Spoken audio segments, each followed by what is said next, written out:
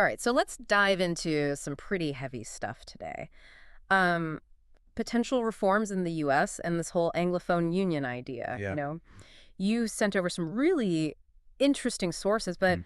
I gotta say some of them are kind of unsettling, to be honest. Well, I bet you saw those terms, American Perestroika and Oh, yeah, Glasnost. those definitely jumped out at me. They take you straight back to, well, a pretty intense period in history, don't they? I mean, we're talking late Soviet era here, Right. right before the whole thing came crashing down. Are these sources saying the U.S. is headed down the same path? Not necessarily, no. Mm. The sources do use those terms, but it's more as a way to think about the challenges facing the U.S., you know? Okay. It's not meant to be a one-to-one comparison to the Soviet Union. It's more like taking those concepts of restructuring and transparency and seeing how they might apply in the American context. Okay, so maybe no need to start prepping the bunker just yet. But the sources do seem to be drawing some parallels, between the US right now and the late stage Soviet Union. There's a lot of talk about like bureaucratic inefficiency, lack of transparency, Yeah. and just this feeling that the government is stuck. It's almost like they're using the collapse of the USSR as a warning. Like, hey, this is what could happen if you don't adapt. Yeah, there's definitely a sense of urgency coming through in some of these sources. Right. It's like you're saying the U.S. is at a crossroads. You know, you can embrace some major reforms and revitalize the whole system, Right. or you can risk further decline and potentially some pretty serious consequences. So pick your poison, huh? That's a pretty stark choice. But before we get into the potential solutions or even the problems themselves, let's Right. just break down these concepts a bit further. Like, what exactly would American perestroika look like?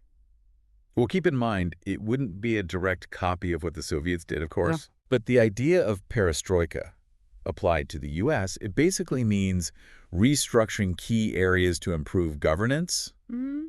the economy, social well-being. So, a pretty massive undertaking then. Yeah. Yeah, you could say that. What are some of the specific things these sources talk about? Well, one big one is decentralization of power. Okay. So, giving more authority to states and local governments, Mm-hmm. potentially even shrinking the federal government's influence. So, kind of a power to the people movement, but for states' rights. Yeah, I think that's a good way to put it. That's sure to spark some debate. I mean, the whole balance of power between states and the federal government has always been a hot topic in the U.S. Right, exactly, and it's still going on. Yeah, absolutely. It really gets to the heart of, who gets to make decisions and how those decisions impact people's lives. Absolutely. And then another area they focus on is economic modernization. Okay. The sources argue that the U.S. needs to shift its focus Yeah. to new emerging industries like AI, clean energy, biotech. They see these as the drivers of future growth, and they're worried the U.S. is falling behind. Yeah, it does seem like some of our systems and infrastructure are kind of stuck in the past. Right. I mean, we're living in the 21st century, but some things feel very 20th century, if you know what I mean. Exactly. And it's not just about, keeping up with the times. Right. It's about creating opportunities Yeah. for future generations and making sure the U.S. stays competitive on a global level. Makes sense. And then finally, there's the whole issue of reforming the social safety net. Right. The source is pretty straightforward about addressing things like income inequality, healthcare access, racial disparities. Right. All those really tough issues that have been around for decades. Exactly. Okay, so American Perestroika is about restructuring the systems, right? And it sounds like there's a lot that needs attention. Yeah. But what about Glasnost? How do these sources see that idea of openness and transparency being applied to the U.S. government? Okay, well, if you apply the concept of Glasnost to the U.S., things get pretty radical. Okay. We're talking about a level of transparency that would be unlike anything we've ever seen. Like what? Give me an example. Okay, well, imagine, citizens being able to track government spending Wow. in real time, Real time. or having full access to how decisions are made, Mm. and being able to hold officials accountable in a Yeah. much more direct way. Wow. Real-time tracking of government spending, that's a pretty bold idea. It is. I mean, just the logistics of that. Yeah. Not to mention the potential for, well, let's just say creative accounting. Right. It Yeah. would be a huge undertaking, but the sources argue that it's essential for rebuilding trust in government. Mm-hmm. They see this radical transparency as a way to fight corruption increase accountability, Mm. and give citizens a much more active role in the democratic process. So it's about more than just making information available. It's about fundamentally changing the power dynamic between the government and the people. Exactly. So what else falls under this Glasnost umbrella? Well, they also talk a lot about stronger accountability for public officials. Mm-hmm.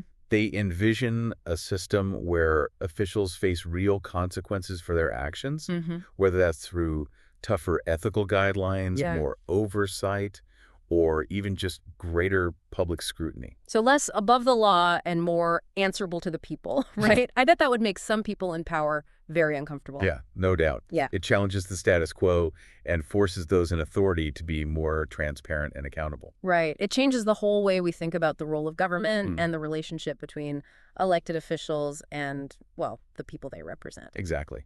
And another key aspect of Glasnost is media and information integrity. Oh, okay. The sources emphasize the need to combat disinformation, to promote a more independent media landscape, Mm-hmm. and to protect journalists from political or corporate influence. Less spin, more facts. Right. It's a nice idea, but how do you actually achieve that? Right. I mean, especially in today's world where information is so fragmented Yeah. and everyone seems to have their own version of the truth. Yeah, that's a big question for sure. Yeah. It's definitely a complex challenge, but the sources suggest a multi-pronged approach, Right. strengthening public media, Mm-hmm. supporting independent journalism, and promoting media literacy so that people can, navigate the information landscape more effectively. So helping people become better judges of the information they're consuming. Right, That's exactly. interesting. It's about creating a more informed and engaged citizenry, people who can hold those in power accountable Mm-hmm. and make decisions based on facts, Mhm. not propaganda. And finally, these sources talk about protecting freedom of expression, and Yes. fostering a more, robust public discourse. Right, They see that as essential for a healthy democracy. exactly. It's about creating a space Yeah. where different viewpoints can be shared, Yeah. debated openly, Right. without fear of censorship or reprisal. Absolutely. I mean, a society that encourages open dialogue and critical thinking, well, that's a society that's better equipped to handle the complex challenges we face. Right, and to find solutions that work for everyone. Right. Okay, so we've got American Perestroika to shake things up and American Glasnost to shine a light on everything. Hmm. That's a lot to digest for now. But there's another piece to this whole deep dive, and this is where things get really interesting. Yeah? It turns out the UK is very interested in these potential U.S. reforms. Yeah. Really interested. In fact, they put forward a pretty bold proposal. It's true. They've proposed an Anglophone union, Wow.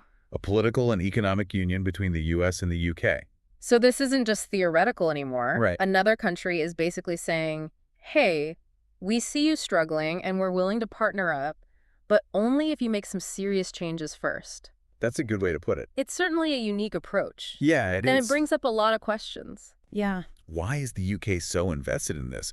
What's in it for them? And could the U.S. really go through such a massive restructuring? I mean, even with this potential partnership. It's a lot to think about. Yeah, it is. And you mentioned some open letters, Yeah. supposedly from a UK foreign minister, Right. laying out their argument for this. Mhm. What's the main takeaway there? These letters are interesting because they give you a glimpse into the UK's thinking. Yeah. They emphasize shared values and heritage as reasons for this union, like language, history, democratic principles. On the surface, it sounds reasonable enough. Right. But there are some underlying anxieties there, too. Like what? Well, they talk about the challenges the UK is facing, especially limited space and resources with a growing population.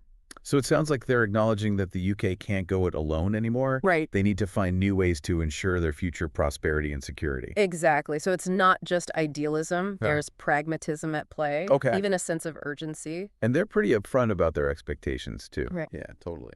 These letters explicitly call for reform in the U.S. Yes. They want to see a more open, transparent democracy, a stronger social safety net, a more equitable society overall. They're not mincing words, that's for sure. It's like they're saying, look, we admire your ideals, but we also see your flaws. We're not partnering up unless you address them. That's a good way to put it. Yeah. And then, to sweeten the deal, They dangle these potential rewards. Okay. They talk about the combined economic and political power a union could have, emphasizing greater global influence and a combined GDP over $30 trillion. So it's a carrot and stick approach. Yeah, I think that's a fair assessment. The promise of a powerful alliance, but with a price tag. Reform. Exactly. It's interesting that they're presenting this as a collaboration, not subservience, emphasizing that both nations could learn from each other.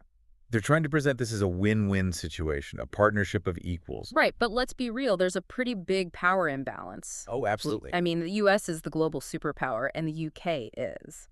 Well, not... Right. Okay. So even if they talk about collaboration, it's hard not to see this as the UK trying to leverage its relationship with the US to achieve its own goals. Yeah, I think that's a valid interpretation. And let's not forget, a union like this would have huge implications. Yeah, for sure. Not just for the US and UK, Right. but for the whole world. Absolutely. It would be a major shift in the global balance of power. And the sources do mention potential risks. They do. Opposition from powerful groups, social unrest, maybe even a loss of national identity for both countries. It's a lot to consider. Not to mention the global ramifications. Right. I mean, other countries would definitely be paying attention if the US and UK merged like this. Absolutely. It'll be a game changer. Yeah.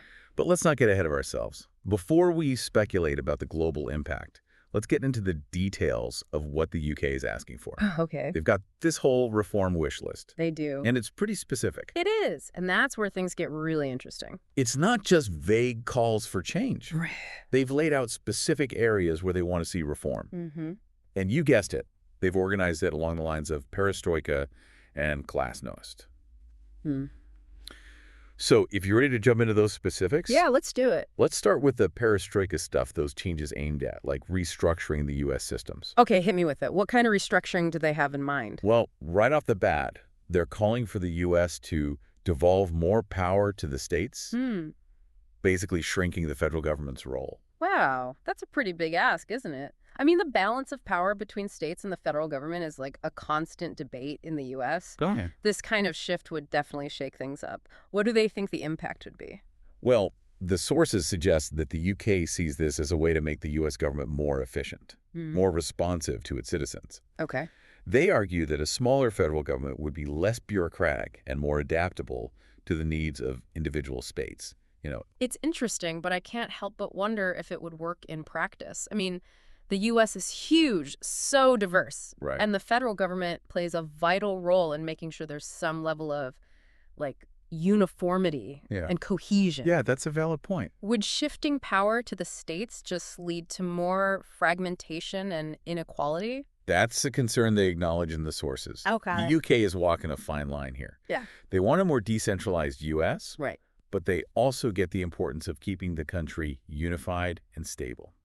It's a tough balance. Yeah, it is. So devolution of power is a big one. What else is on their perestroika list? All right, get ready for this one.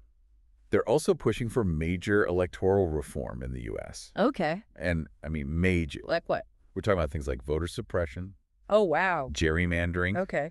and potentially even revisiting the Electoral College. Whoa, they're not holding back at all. I mean, these are incredibly sensitive topics in the U.S. It's hard to imagine any of these things changing without, like, a huge political battle. Yeah, exactly. And that seems to be the whole point. It's like they're saying that if the U.S. wants to be a true democratic partner in this union, Right. then it has to fix these flaws in its electoral system. So it's about more than just changing some rules, right? It's about making sure the U.S. government actually represents the will of the people. Right. It's a powerful statement coming from another country. It is. It almost makes you wonder if they're trying to position themselves as, like, the champions of democracy, even if it means getting involved in another country's internal affairs. It's definitely a bold move, Yeah. and one that'll probably get mixed reactions. Right. Some people in the U.S. might appreciate the pressure for reform, Yeah. while others will see it as interfering. It's tricky. It's a really delicate situation, diplomatically speaking. And let's not forget, these electoral reforms would have a big impact on power dynamics within the U.S., too. Oh, for sure.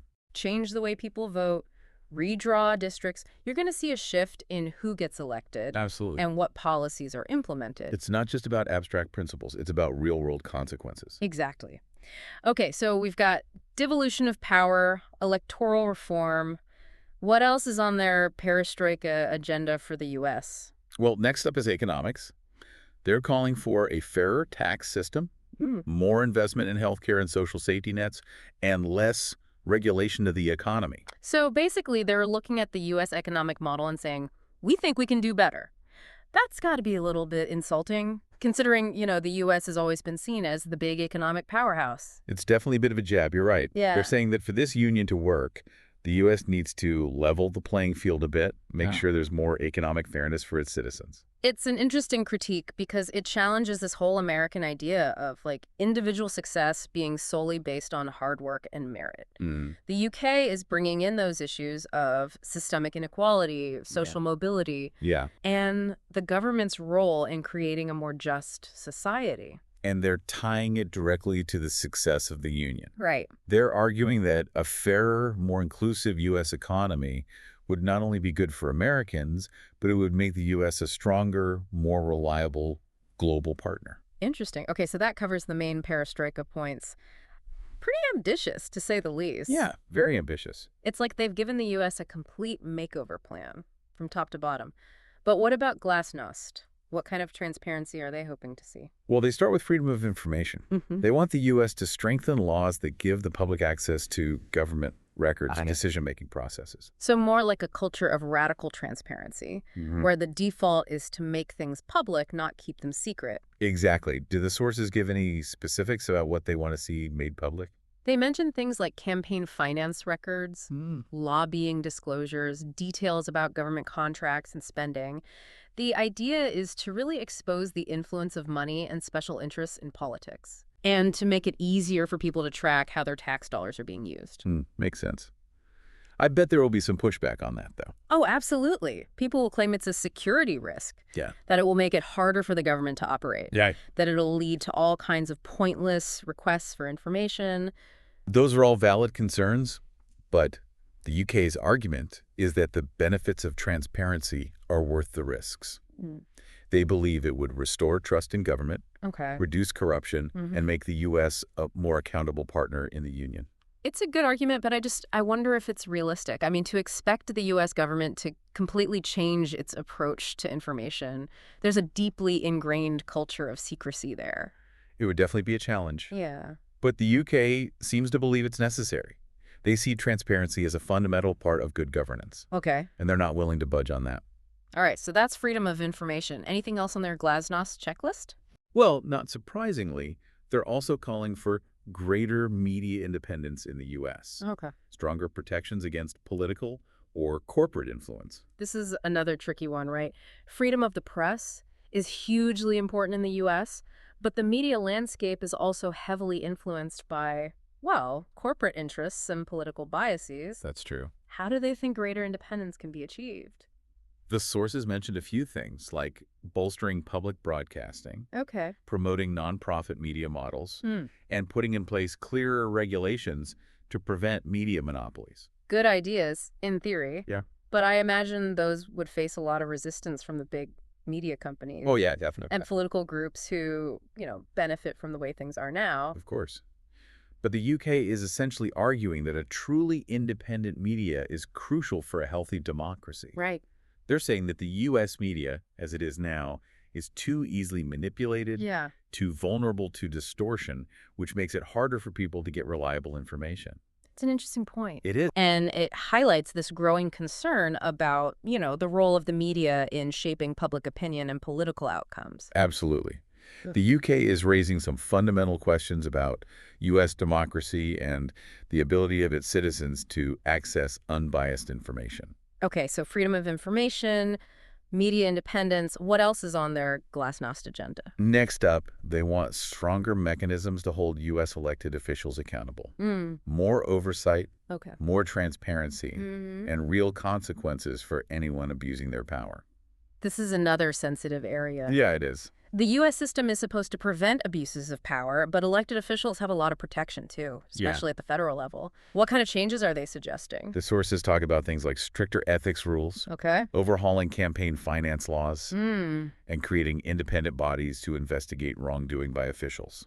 These are all things that have been discussed in the U.S. for years, but they've always faced strong opposition. Oh, yeah, from those who benefit from the system as it is, Exactly. It would take a lot of political will to make these reforms happen. You're right. It would require a pretty fundamental shift in how power is used and held accountable in the U.S. Yeah.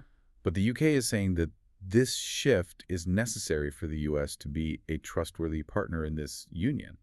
Interesting. So it's not just about good governance. It's a Right. requirement for partnership. Exactly. It's like they're saying, we'll work with you, but you need to clean up your act first. Bold strategy. It Remains to be seen if it would work. Yeah, who knows? But it's definitely shaking things up, starting conversation about some really fundamental issues. For sure. Okay, so freedom of information, media independence, political accountability. What's the last item on their Glasnost wish list for the U.S.? This one might be the toughest of all. They're calling for a more, well, constructive and inclusive public discourse. Oh, wow. They want less polarization, more civil debate, Okay. and greater respect for different viewpoints. That's a tall order, especially with the state of political discourse in the U.S. right now. I know, right? It feels like everyone's just talking past each other. Yeah. Common ground is getting harder and harder to find. It's a real problem. And the UK is acknowledging that. Right. If they're basically saying that for this union to work, the U.S. needs to find a way to bridge its internal divides Yeah. and have more productive conversations. It's a huge challenge, but I guess that's the whole point of this Glasnost idea, isn't it? To create the space for a more open and honest conversation about the problems facing the U.S. But even if the U.S. were to embrace all these reforms, what happens to the people already in the system? Right. I mean, the government employees, the ones whose agencies are restructured or maybe even fired as part of this American perestroika. That's a really good point. And it brings us to the question of indemnification, Okay. which is kind of complicated, legally speaking, Yeah. but definitely worth considering. Okay, so for our listeners, when we talk about indemnification, we're basically talking about protecting someone from legal consequences for their actions. Right. In this case, it's about what happens to government employees if they lose their jobs or their agencies are dismantled during these reforms. Exactly. And the sources use the example of Homeland Security agents and NYPD officers. Okay. What happens to them if their agencies are downsized or eliminated? Do they just walk away, even if they've done some questionable things in the past? It's tough because it's a question of accountability, right? Yeah. You don't want to create a situation where people are immune from the law just because they were following orders or working in a broken system. Right. There has to be a way to hold individuals responsible for what they do, Yeah. regardless of their job or who they work for. But at the same time, if you're asking people to make big changes to disrupt their careers, their livelihoods, Yeah. you need to offer some guarantees that they won't be unfairly punished for just doing their jobs. That's a tricky balance. Yeah. And the sources don't give easy answers. They just bring up indemnification as something that needs careful consideration during any reform process. So it's not just about changing the systems. It's about the human factor, the real-life impact on the people working within those systems. Exactly. It's a reminder that reform isn't just about abstract ideas. It's about the lives of real people. Absolutely. It shows how complicated it is to manage this kind of large-scale change. Yeah. There's so many things to consider, so many potential unintended consequences Right. that it's almost impossible to predict how it would all play out. It feels like with every step we take in this deep dive, we just uncover more and more complexity.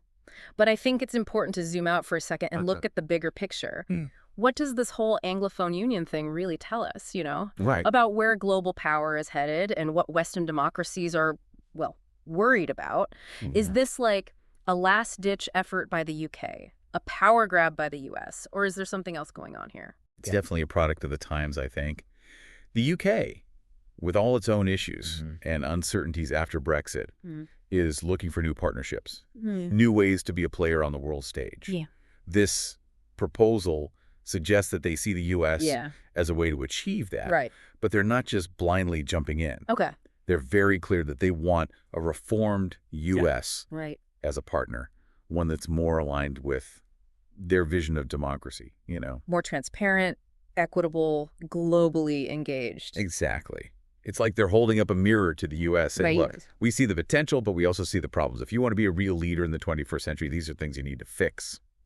And this isn't just about the UK's opinion of the US. No. This proposal taps into a broader sense of unease almost within Western democracies in general. Right. There's a sense that the old ways aren't working. Yeah. That we need new models. Yeah, new ways of governing. Right, new ways of cooperating globally. Absolutely.